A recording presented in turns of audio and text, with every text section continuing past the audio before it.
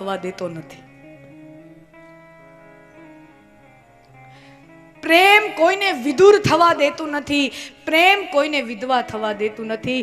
પ્રેમ કોઈને ઘરડું થવા દેતું નથી. પ્રેમ કોઈને વૃદ્ધ થવા દેતું નથી. નિત્ય યૌવન પ્રેમનો સ્વભાવ છે. પ્રેમમાં વિધવા થવાની છૂટ નથી, એમાં વિદુર થવાની છૂટ જ નથી. રાધા આવી અને જોવે, વર્ણન તો કર્યું હતું કે ભાઈ વૃદ્ધ છે પણ એવી યુવાન દેખાય. અને ત્યારે ઉદ્ધવજી રાધાને પોતાની પાસે બેસાડી અને કહે, દેવી એક સમાચાર લાવ્યો છું, એક સંદેશો લાવ્યો છું. તો કે તમારું કામ તો સંદેશા આપવાનું જ છે ને, પેલા તમે જ સંદેશો લઈ આવ્યા હતા, આ વખતે તમે કાંક દિલ તોડવાના હશો. ત્યારે પણ તમે હૃદય ભંગ કર્યું હતું, હવે આજે પણ તમે હૃદય ભંગ કરશો. તમારાથી બહુ બીક લાગે ઉદ્ધવજી.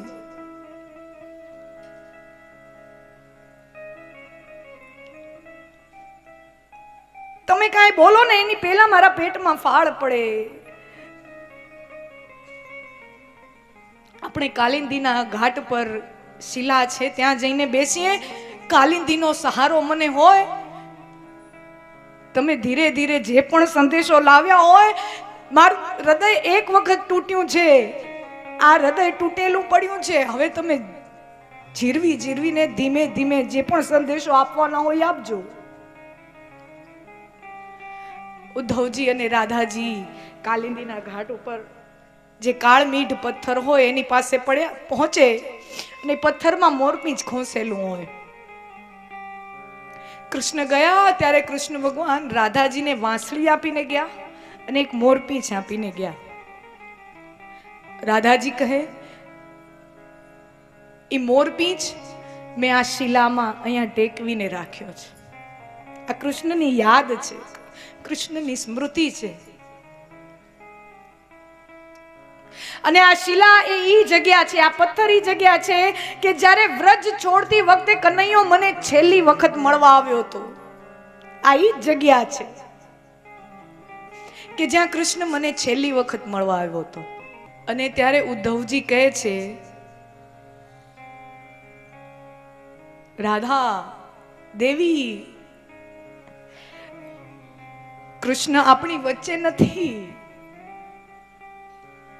અને ત્યારે ઈ કૃષ્ણ આપણી વચ્ચે નથી ઈ સાંભળીને રાધાની સ્થિતિ શું થઈ હશે એની કલ્પના, એનું વર્ણન, એની કથા કરવી મારા માટે શક્ય નથી. એની પાસે એનું વર્ણન કરવાના શબ્દો મારી પાસે નથી કે ઈ સાંભળીને રાધાની શું સ્થિતિ થઈ હશે. રાધાજી તૂટવાની અણીએ પણ પોતાની જાતને સાચવીને ઉદ્ધવજીને કહે છે,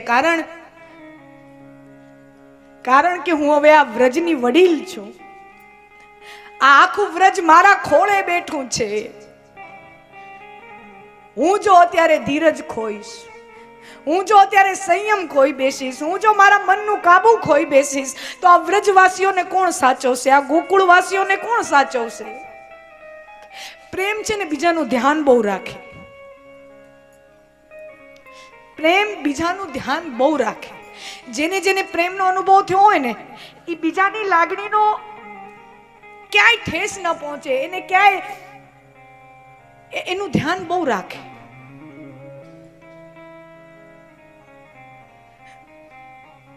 કેવી રીતે સંયમ જાળવ્યો હશે, સંતુલન જાળવ્યો હશે, રામ જાણે.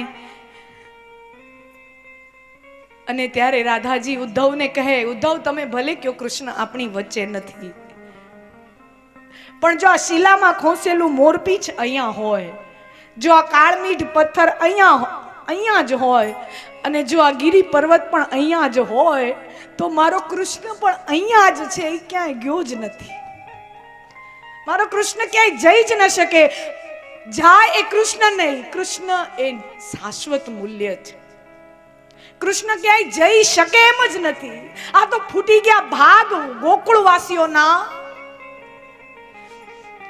કે કૃષ્ણ જ્યારે 11 વર્ષનો થયો ને મથુરા ગયા ત્યારે કૃષ્ણ ભગવાન નંદ બાબાના, યશોદા માના પાસે આજ્ઞા લેવા જાય કે માં મને મંજૂરી આપ, રજા આપ, મારે જવાનું છે. આ તો બધાએ રજા આપી, નંદ બાબાએ રજા આપી, યશોદામાએ રજા આપી, ગોપીઓએ રજા આપી.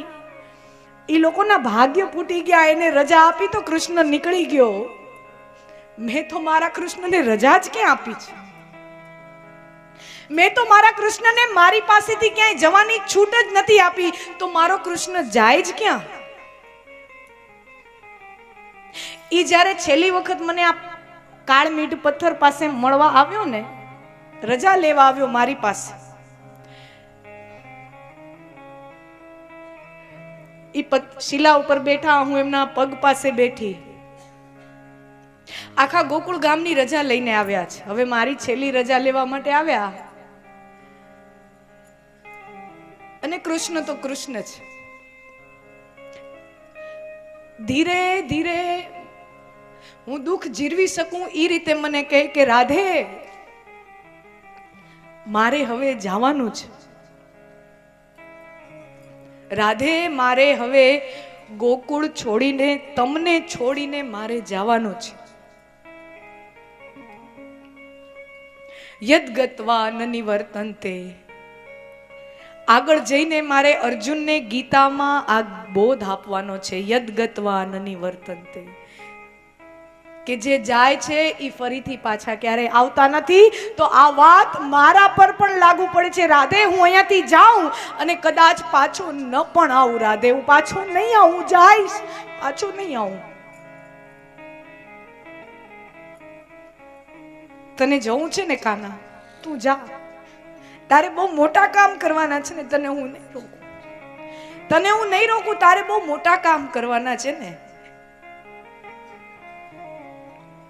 તું જા. પણ છેલ્લી વાર મને તારા પગ પકડીને એકવાર રોઈ લેવા દે.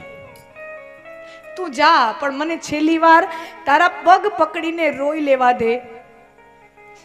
અને પછી મેં કનૈયાના પગ પકડ્યા અને મારા લાગણીના બધો બંધો છૂટી ગયા. જે સંયમ જાળવીને રાખ્યો તો, સંતુલન, જે લાગણીનો બંધ બાંધીને રાખ્યો તો, એ બંધ તૂટી ગયો. અને રાધિકાજી ધ્રુસકે ધ્રુસકે રૂએ. રોતા જાય, કૃષ્ણના પગ વધુ કસીને પકડે, વધુ કડક પકડે. જેમ જેમ રોતા જાય એમ પગ એના વધુ દબાવતા જાય અને કૃષ્ણ એના હાથમાંથી પોતાના પગ છોડાવતા જાય. રાધા એમ વધુ પગ પકડે, રોવે અને કૃષ્ણનું દિલ પીગળી જાય. નહીં જાઉં રાધા, તું નહીં જાઉં, તને મૂકીને ક્યાંય નહીં જાઉં.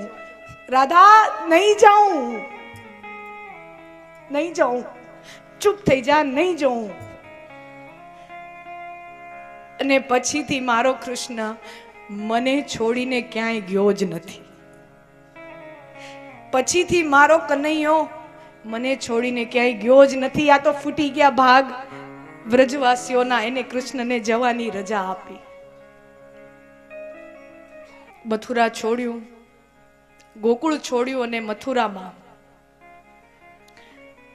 ધનુષ્યાગની અંદર કંસનો ઉદ્ધાર કર્યો, કંસને માર્યો.